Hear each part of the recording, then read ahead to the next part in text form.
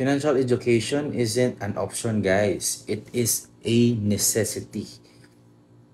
International Marketing Group is committed to educate and empower 30 million families by the year 2030. So, let's talk about the X-curve. Kung ano po yung X-curve. Hello. Yung X-curve po kasi, yan yung parang financial life story. 'Di ba? Meron po tayong love story. Dapat po meron po tayong financial life story din. So that is the X-curve. Imagine the X. X ganito X. Yan. So dapat yung habang bata pa po tayo, syempre wala po tayong savings. Walang savings, bata pa eh. Bagong graduate, or let's say, naghahanap ng trabaho. Syempre young, wala pang work, so wala pang savings, wala pang income. So yung target po dapat natin is habang tumatanda tayo, tumatanda, so balik po tayo na habang tumatanda po tayo, and then eventually we're going to reach our senior age, dapat po meron tayong tinatawag na big savings. Diba? Naka-save po tayo from the time na bata tayo, and then pag pumunta na tayo ng senior age, dapat meron po tayong parang malaking savings, big savings. Talking about millions. Kasi from bata pa to senior age. Ayun. And then our responsibility line, kasi pag young pa tayo, bata pa tayo, syempre mataas yung responsibility natin kasi dami nating responsibility sa self natin, sa family natin, kaya naghahanap tayo ng trabaho, naghahanap tayo ng pera. So as the years goes by, from young age or adult age, and then eventually to senior age, dapat malilesen natin or mas-zero out eventually natin yung responsibility natin. But guys, wait a minute. But parang hindi yan yung nangyayari sa atin dito. It's not the ideal, but rather yung kabaliktaran, I mean. Sorry na, nabubulol ako ng kasi from Capiz ako, so parang medyo struggle yung Tagalog ko. Just bear with me, guys, okay? Maraming mga matatanda like 50s, 60s na grabe talaga, nagtatrabaho pa rin, kumakayod pa rin, na dapat 50 years old ka na, 60 years old ka na, dapat sitting pretty na tayo at relax na lang.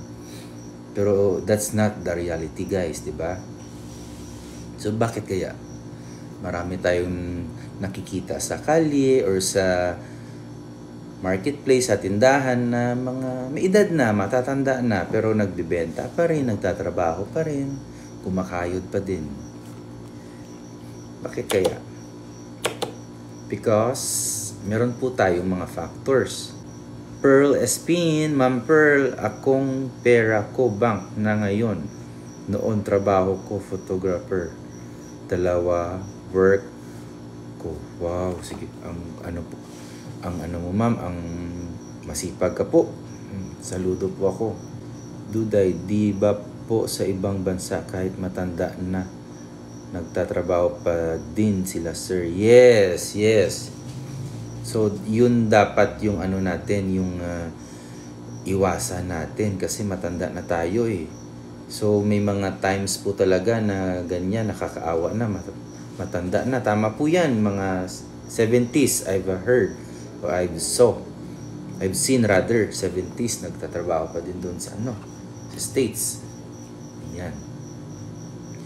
So, ano ba yung mga factors but hindi tayo makapag-ipon, di ba? So, una-una, food. Siyempre, kumakain tayo. Shelter.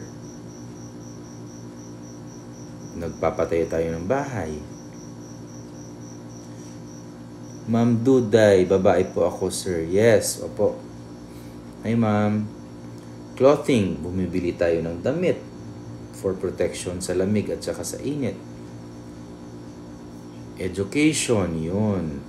Education ng example, if we're the breadwinner of the family, education ng mga kapatid natin, anak natin, ganun, pamangkin, yun yung mga factors ba't hindi tayo makapag-ipon. Health, yun, health. Pag nagkasakit tayo, ilan yung minimum pag nakasakit tayo? I've experienced in myself, basic lang na pneumonia, parang 3,000 to 5,000. Yan? Goodbye yan. Yon. And also debts and loans. May mga utang po tayo. So, kaya hindi tayo makapag-ipon. Diba? Bal David. Yun, Sir Dave. Kamusta po? Shout out. Shout out pala sa Tagi's Coffee. Masarap yun. The best coffee shop in Ross City. So, punta po tayo sa Tagi's. Yun, i-try natin yung coffee nila. Ayan po, si Sir Dave yung may-ari. Christy Aban. Good evening po. Kakarating ko din galing sa work. Yan. So, saludo po ako sa mga, lalong-lalo na sa mga Pinoy na masisipag. Kahit anong trabaho gagawin para sa pamilya. Ayan, so habang bata po tayo, syempre active income yung tawag doon. We work for the money. Tayo naghahanap ng pera para maipakain sa pamilya natin, di ba? So dapat yung goal natin or yung ideal goal dapat is pag umabot tayo ng senior age, dapat maging passive income po yun. What is passive income? Passive income is money works for you. So yung pera na po yung nagtatrabaho para sa atin. Tayo po ay tawag doon, sitting pretty. Ganun. Kasi pa-relax na. Hindi naman tayo makapagtrabaho kasi matanda na tayo. Dito sa Philippines, wala nang mag-hire sa'yo. Kasi matanda ka na. And then, hindi naman po pwede na aasa tayo sa mga anak natin. Kasi may mga families na rin sila po on their own eh. So, who will take care of us when we reach senior age po? Siyempre, yung big savings natin, yung investments natin that are living on interest. Yan. So, there are three ways or tatlong bagay lang po yung mangyayari sa atin, sa life natin. Letter A, if we die too soon. Pangit yung die too soon. Ano pa yun? Paano ba yung die too soon? Letter B, what if we live too long? Nabuhay tayo ng matagal dito sa mundo. Or letter C, getting sick. So, ano ba yung gusto natin? Gusto mo A, B, or C?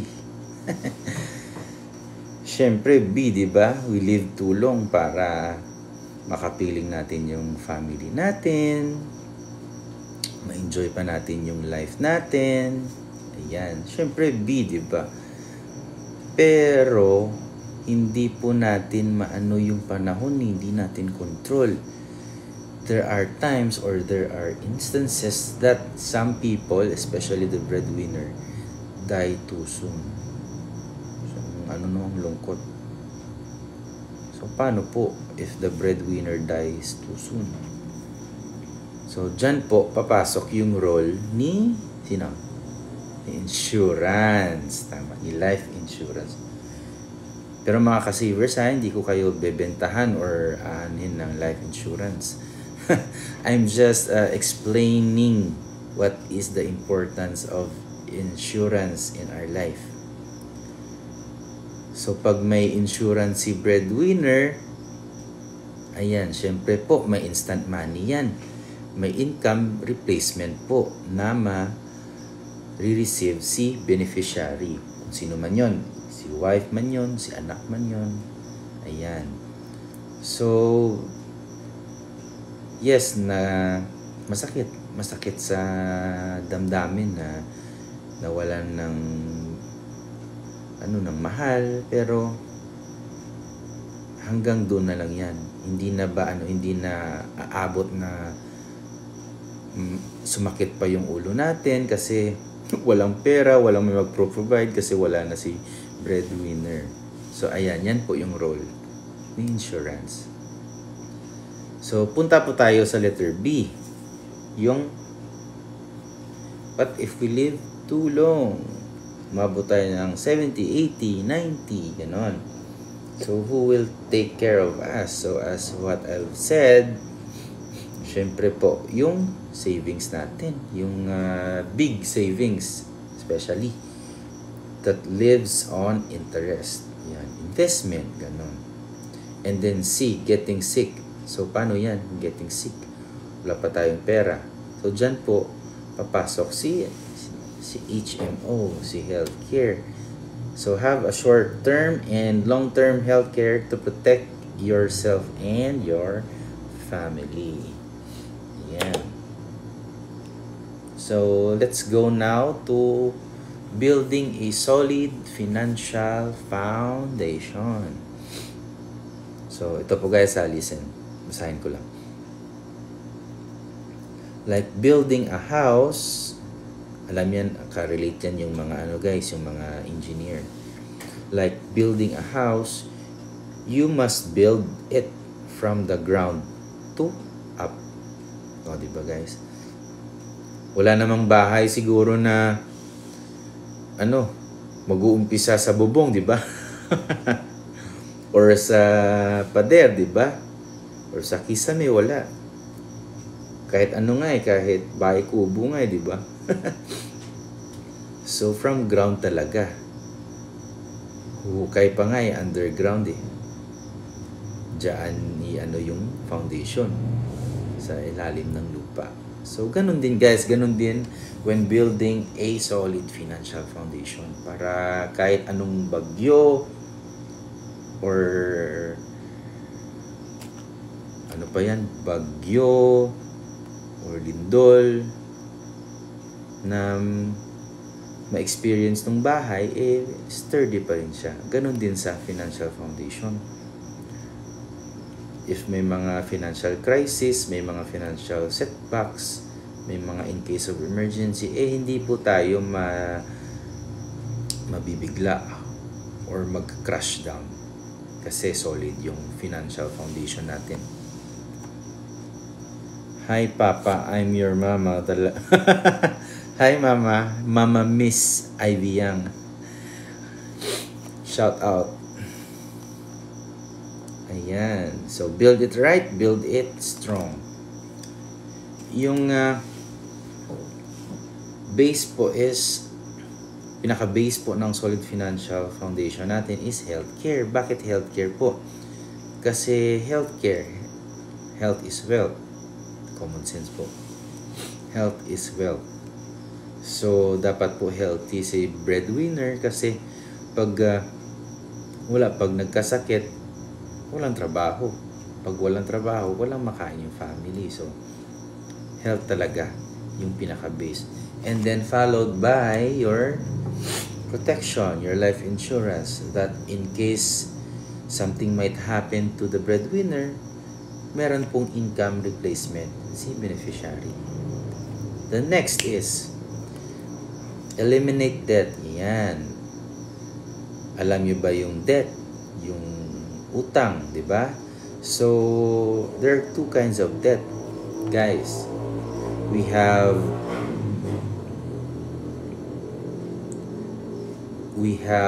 bad debt and good debt.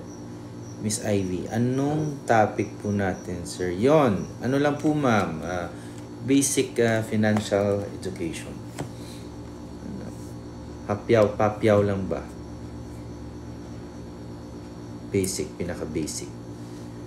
Yan. Balik po tayo sa elimination of debt. So, there are two kinds of debt. The good and the bad. Ayan. Ano po yung yung good? Ano po? Can you comment down po? Anyone, what is good debt? O parang si Miss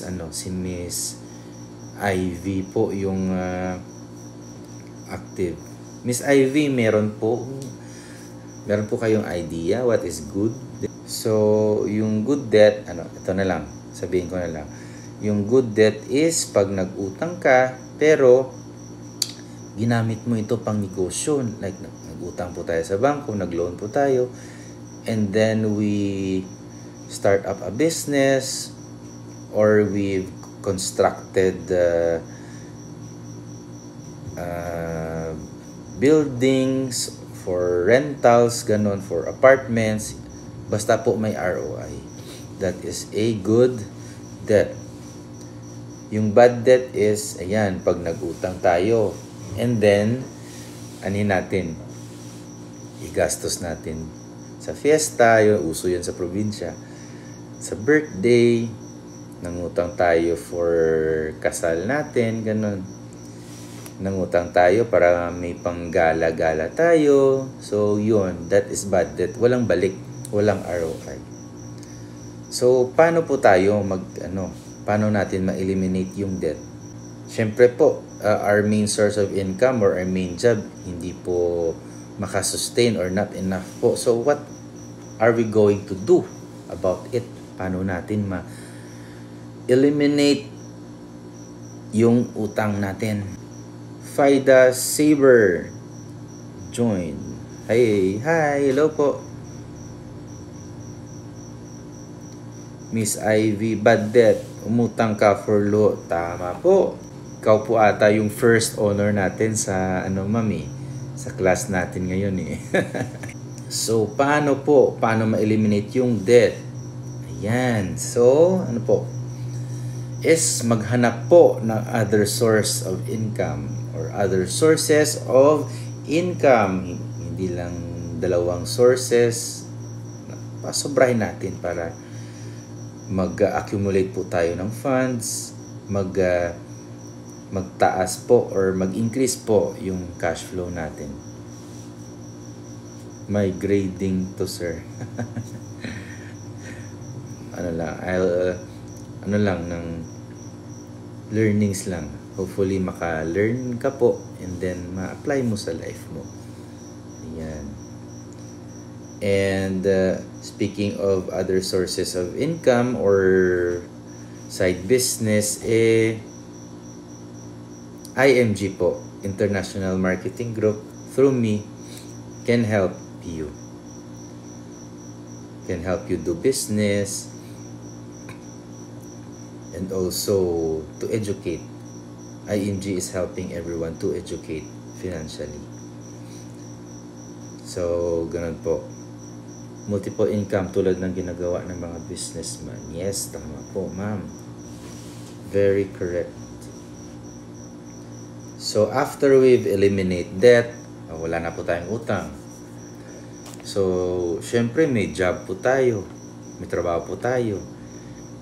Nagkaroon din po tayo ng other sources of income. Nagkaroon tayo ng side business kasi member na po tayo ni IMG. So, saan po natin i-allocate yung mga existing funds natin or yung mga extra funds natin, guys?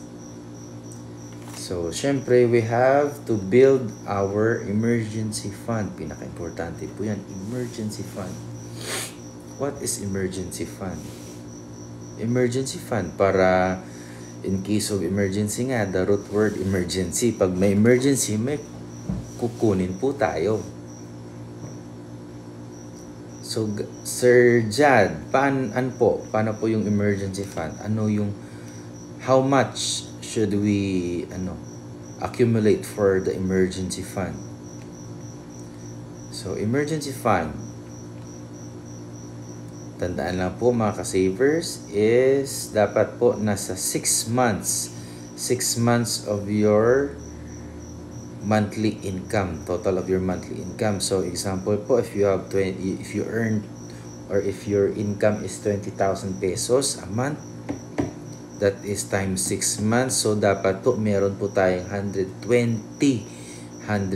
at least 120,000 pesos na ikikip natin sa bank or dito sa bahay natin or saan mang safe. Saan mang safe. If may vault po kayo sa house nyo or wala man po or nasa bangko lang naman, so doon po i-keep po natin yan in case of emergency. Huwag po natin gagalawin yan. Dapat for emergency purposes only. Miss Ivy Yang, example of multiple income job, side job, small business, and sugar daddy. Nakakatawa talaga si Miss Yang. Baka pagod ka na yan. So next is after natin na ma-finish or ma-complete yung emergency fund natin is ano po? Saan naman po natin i-allocate yung mga extra funds natin? So doon na pupunta yung funds natin kay guys? Kay investment. Yun, investments. Tulog pera sa bangko, sir, dapat sa business invest para umikot. Tama po, tama. Pero, yun nga, dapat meron po tayong emergency fund. Siyempre, we cannot, yung panahon hindi natin matansya kung ano mangyari. So, kung may emergency, let's say, sa business mo, merong parang medyo pumalya or so may emergency fund ka, may backup fund ka. So the last foundation is investment. But nasa tuktok ng ng pyramid yung investment, guys, ng triangle. Kasi investment is, or rather have risk, and money is not guaranteed. So diyan dapat po siya sa tuktok and also the least priority. Pero most of us po walang healthcare, walang protection, walang emergency fund, pero malaki yung investment or marami yung investment. So in case may nangyari po sa kanila, may emergency or may nagkasakit or need ng fund, wala. Maano yung investment niya? Mawawasak yung investment niya. Or let's say, may mga lupa siya, nag-invest siya sa mga lupa, pero wala siyang protection, wala siyang healthcare, wala siyang emergency fund, nagkaroon ng emergency sa life niya, need niya niyang pera, need niya ng immediate cash. So, ano mangyari? So, bibenta niya ng palugi para rush. So, ganun. Mawawasak yung financial foundation mo. Sa insurance company po kayo nag-work? Hindi po. So, the common savings formula. Yan. Next topic po. Common savings formula. So, kalimitan po, or most likely pag nakatanggap tayo ng pera, saan po usually pumupunta? So, usually po, sa expenses po pumupunta. Yung income natin. Gastos. Tama, gastos. Yan. And yung tanong po is, may nasi-save pa po ba tayo? Ayan. So, income is or minus expenses is equals to savings. Paano po pag yung expenses is almost the same or equal to the income? So, walang savings. So, ganyan po yung common saving formula. So, dapat po palitan natin yan. So, according to Bo Sanchez, if you know Bo Sanchez, prosperity formula po yung gagamitin natin. Na may 10, 20, and 70 rule. Ayan po. So, ano po yun? Yung 10, 20, 70, Sir Chad? Ano po yun? Sample. Nagkasahod tayo ngayon, 100%. 10. Ano pong 10? 10%. And where the 10% should go?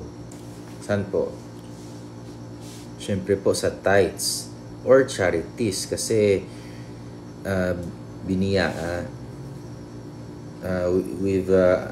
God blessed us His abundance, and dapat po we should share kahit 10% lang po.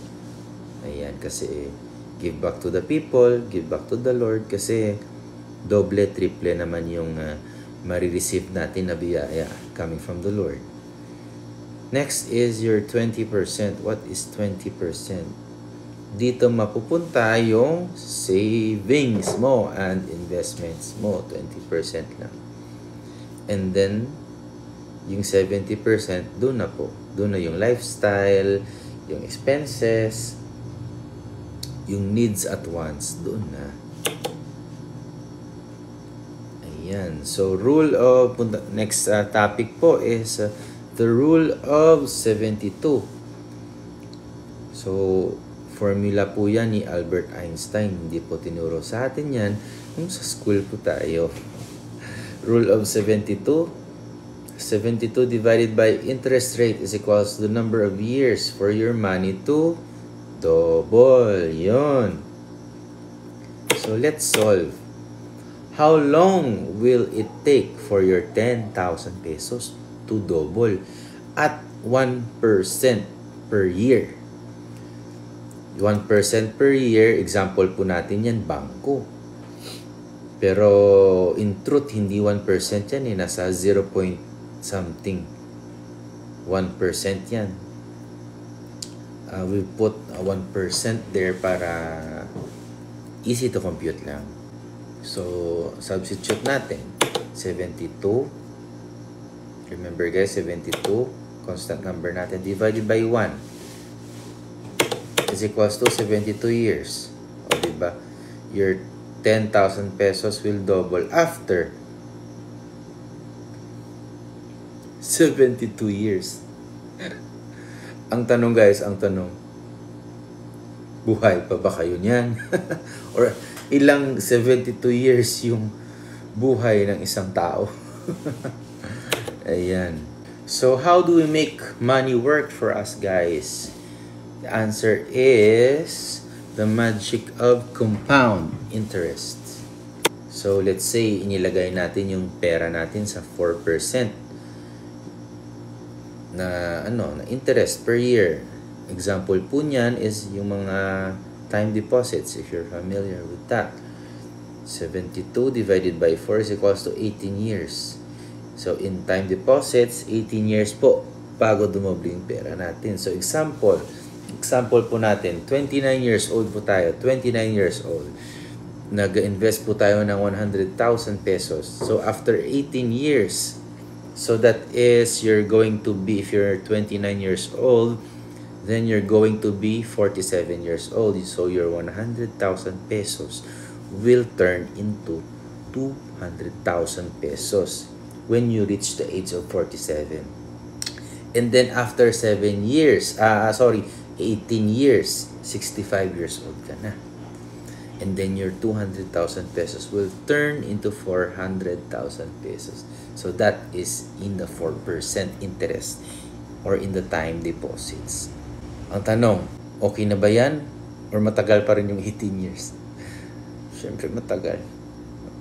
Sir, matagal, sir. So, punta tayo ng 8%. So, 8% divide, 72 divided by 8 is equals to 9. Your money doubles every 9 years.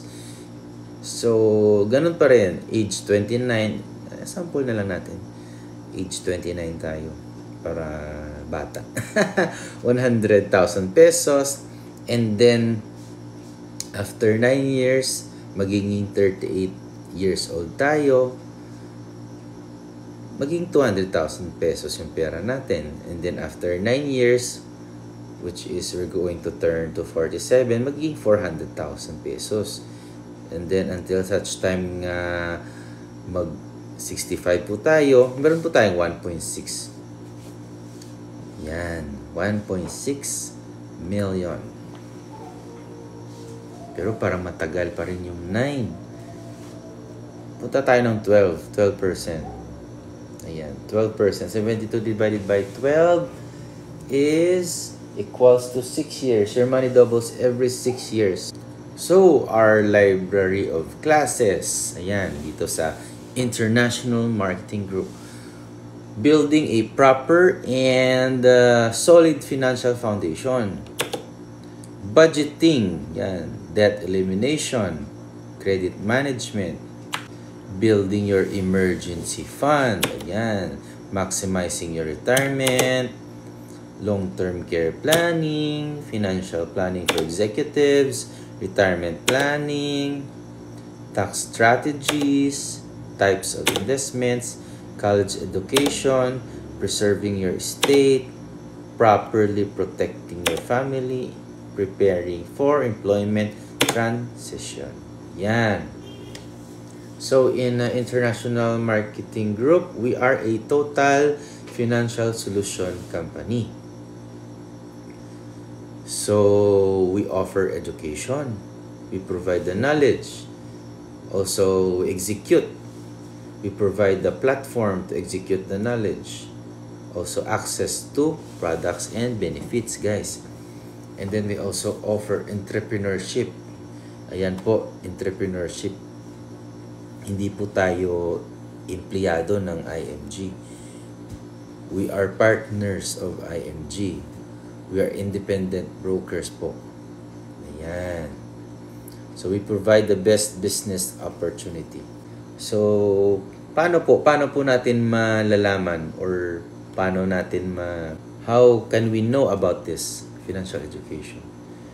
Syempre, if you are a member, syempre free na yung mga classes. May mga workshops, online man yan or offline. So that is free. Kasi it's one of the benefits of IMG. And also to healthcare, we're partners of Kaiser International. Income protection, partners po natin is Fidelity and Manila Bankers. Pag sa debt-free po, debt-free is we're partners of IMG Neuracash. Diyan po yung pumapasok yung commissions natin as members if we're going to do the business. Emergency fund, also Manila Bankers is providing it for us. And investments, the mutual fund. So, IMG, access to major providers. Ayan po. So, ayan po, if you're a member of IMG, so IMG nga po pala is a membership platform. Meaning, pag yung company is a membership platform, and then, example ako, magpa-member ako. Example, sa SNR, magpa-member ako. Ayan, may access po tayo sa mga products nila and may discounts. Ayan. Ganun din po sa IMG.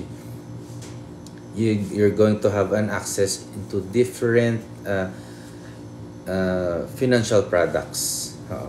Kaya we're also an independent broker, and then we're partners of different investing companies dito po sa Philippines.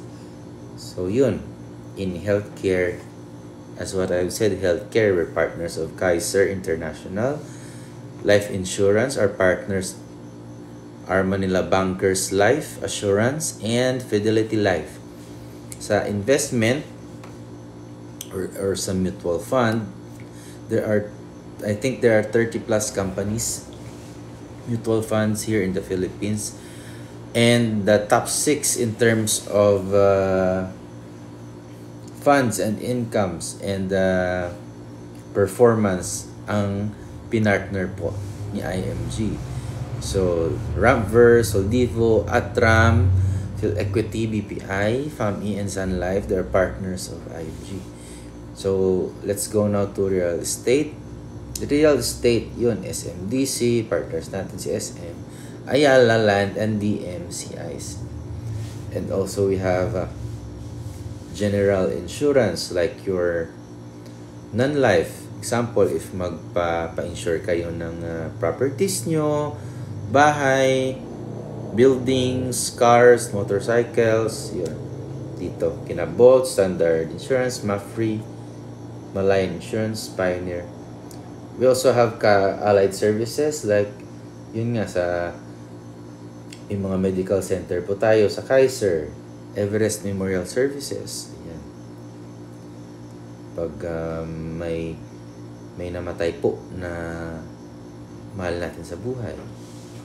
EPS, RFP, and Palawan Pawn Shop is our partners. So, take action, guys. Take action. Secure your future. You will always have an excuse not to save and invest. Pero tandaan nyo, guys, no matter what your excuse is, one thing is for sure. First is you're going to get old next year. Next, your child will grow up and enter college, and you need money for his or her education. You will eventually retire and stop making active income. So you have to be prepared for these kinds of situation. Be with the group who inspires you. When the members of the group save, they will also inspire you to save the right way. IMG's mission is to convert people from being spenders to savers and to teach them how to save. Yun, ika, the right way. Financial education is not just for the wealthy. Tandaan nyo yan po, mga ka-savers. It's for everyone. So, ayan po. Thank you po sa lahat na nakinig. Thank you po. I hope that I have given you kahit konti lang namang information or learnings na para ma-apply po sa life nyo. And this is all. I am your financial educator, your Mr. Tipid Tips, Papa Jad. And thank you and good night.